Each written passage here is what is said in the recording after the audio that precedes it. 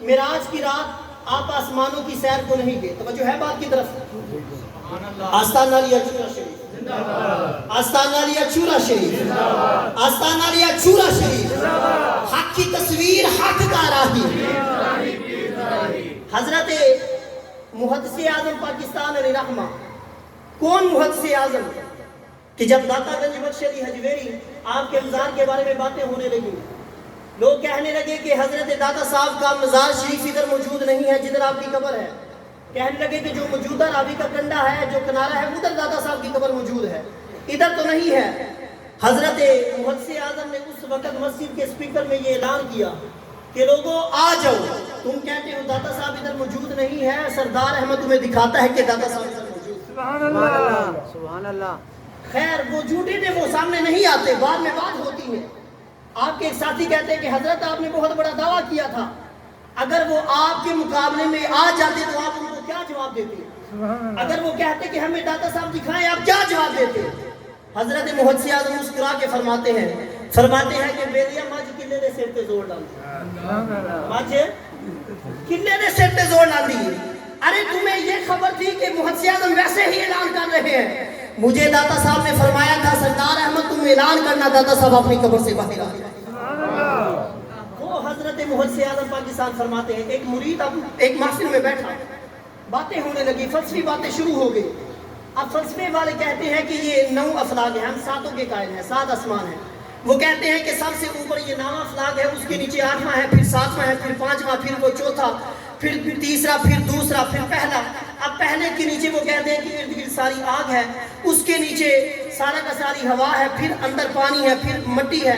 کہتے ہیں کہ یہ جو مٹی اور پانی آپس میں مل گئے، مٹی کا تیسرا حصہ یہ پانی سے باہر ہے، باقی یہ چوتھا حصہ اس کا پانی سے باہر ہے، باقی ساری کی ساری یہ پانی کے اندر ہے. اس نے یہ بیان کیا. وہ کہنے لگا کہ اب جو بھی چیز اٹھے گی وہ ہوا میں جائے گی، ہوا کے بعد وہ آپ کو کراس کرے گی، آپ کو کراس کرنے کے بعد وہ آسمانوں کی طرف جائے گی. جب جو جسم ہو، وہ جسم کی حقیقت تو یہ ہے کہ ایک قدم کو اٹھاتا ہے، دوسرے کو اٹھا نہیں سکتا. انسان چلتا ہے جیسے میں چلتا ہوں، ایک قدم کا سہارا لیتا ہوں، دوسرے کو اٹھاتا ہوں، دوسرے کو زمین پہ رکھتا ہوں، دوسرے کا سہارا لیتا ہوں. حقیقت تو یہ ہے. تو جب انسان کی حقیقت یہ ہے تو پھر دونوں قدموں کو اٹھا کے بغیر سہارے کے کریم آقا کیسے ہوا میں اڑ کے آسمانوں کی طرف چلے؟ سبحان اللہ. سوال کی سمجھ آئی؟ جس کو آئی حضرت کہے سبحان اللہ. سبحان اللہ. یہ مفت کی سبحان اللہ ہے، جنت میں درخت بھی لگ جاتے ہیں، ذرا زور سے کہے سبحان اللہ. سبحان اللہ. وہ کیا کہتے ہیں کہ کریم آقا علیہ الصلوۃ والسلام بغیر سہارے کے دونوں قدموں کو اٹھائے آگ کو کراس کر کے آسمانوں کی طرف کیسے چل پائے؟ خیر اس کے دل میں بات ہے، جو کہنے لگا کہ عقیدہ اپنی جگہ، لیکن جو بات اس نے کی ہے یہ بالکل ٹھیک ہے. جب صبح ہوتی ہے وہ کہتا ہے میں شیخ کے دربار میں جاؤں گا، شیخ کی بارگاہ میں جاؤں گا، شیخ سے عرض کروں گا کہ حضور میرے سوال کا جواب عطا فرما دیجیے. صبح ہوتی ہے وہ شیخ کے دربار میں جاتا تھا. 2 سوال اس کے ذہن میں تھے. ایک یہ کہ انسان دونوں قدموں کو ایک وقت میں بغیر سہارے کے کیسے اٹھا سکتا ہے. دوسرا سوال یہ تھا کہ انسان کا جسم آگ سے کیسے محفوظ رہ سکتا ہے.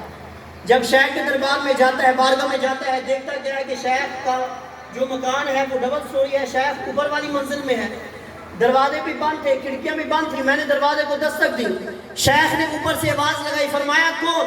میں نے عرض کی حضور آپ کا خدا خادم حاضر ہوا ہے. وہ کہتا ہے کہ شیخ فرمانے لگے اے مرید اوپر آ جا. کہتا ہے جب شیخ نے یہ کہا کہ مرید اوپر آ جا، میرے پاس نہ سیڑھی تھی، نہ کوئی بندہ تھا اٹھانے والا، نہ دروازہ کھلا، نہ کھڑکی کھلی. جب شیخ نے فرمایا میرے دونوں قدم زمین سے اٹھ کے میں شیخ کے دربار میں حاضر ہوں. سبحان اللہ. وہ کہتا ہے کہ پہلا سوال تھا وہ تو کلیئر ہو گیا. اب میرا دوسرا سوال تھا کہ انسان کا جسم آگ سے کیسے بچ سکتا ہے. کہتا ہے کہ ہوتا کیا ہے، میں شیخ کے دربار میں جب حاضر ہوا، آپ جانتے ہیں کہ پرانے وقتوں میں گھروں میں ایک انگیٹھی جلایا کرتے تھے، اس میں آگ ہوا کرتی تھی. وہ کہتا ہے کہ شیخ کے سامنے ایک انگیٹھی موجود تھی، اس میں آگ جل رہی تھی، شیخ کے دونوں قدم اس آگ میں تھے، آگ بھی جل رہی تھی، شیخ کے دونوں قدم بھی باہر تھے. سبحان اللہ. اب وہ کہتا ہے کہ میں نے نوٹ کی حضرت یہ کیا، میں سوال لایا تھا، آپ نے زبان کو استعمال نہیں کیا، عمل سے سوالوں کا جواب عطا فرما دیا. وہ کہتے ہیں میرے شیخ وجن میں آ گئے، مجھے فرمانے لگے اے مرید تو نے تذکرہ سنا ہوگا حضرت ابراہیم علیہ السلام کا، آگ میں جاتے ہیں آگ گلزار بن جاتی ہے.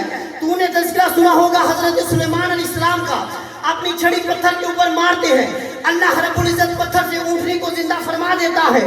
تو نے تذکرہ سنا ہوگا حضرت موسیٰ علیہ السلام کا, اپنا عصا پتھر پہ مارتے ہیں, اللہ 12 چشمے جاری فرما دیتا ہے.